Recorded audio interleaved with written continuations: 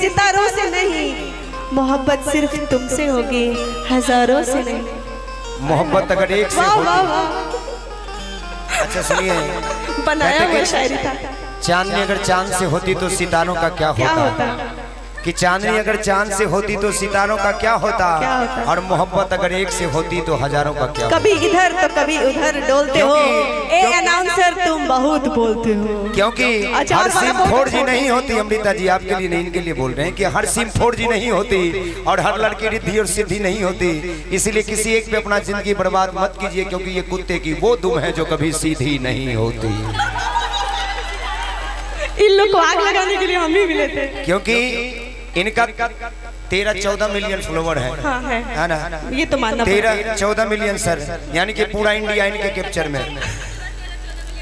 है ना। और ये आप ही लोग का मेहनत है जो आज इंडिया जनसंख्या में पहले नंबर पर है।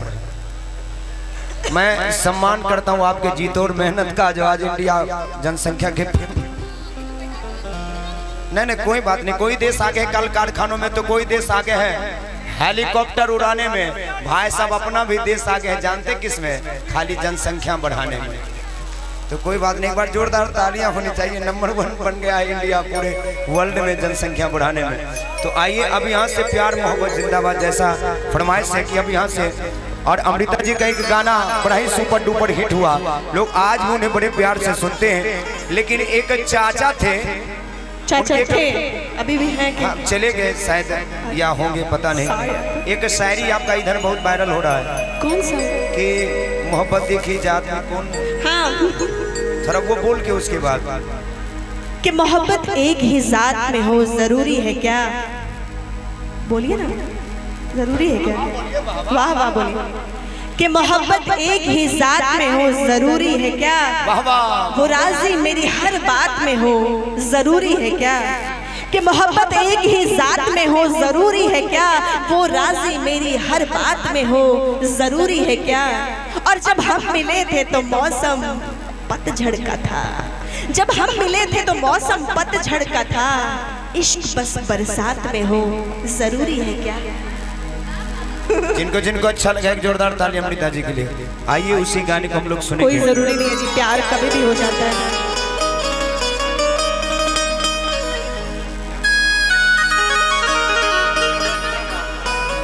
अच्छा, ई मेजर लगा दीजिए।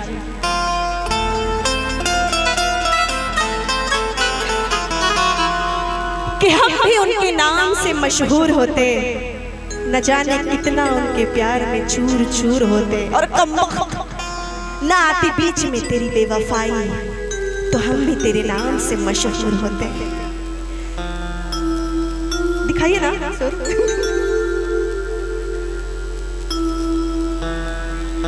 ई मेजर, ई मेजर, ई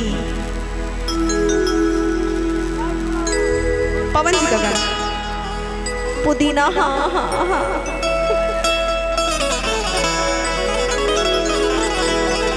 अभी आपको धनंजय जी उतना सारा गाना सुनाया तो आपका पेट नहीं भरा है।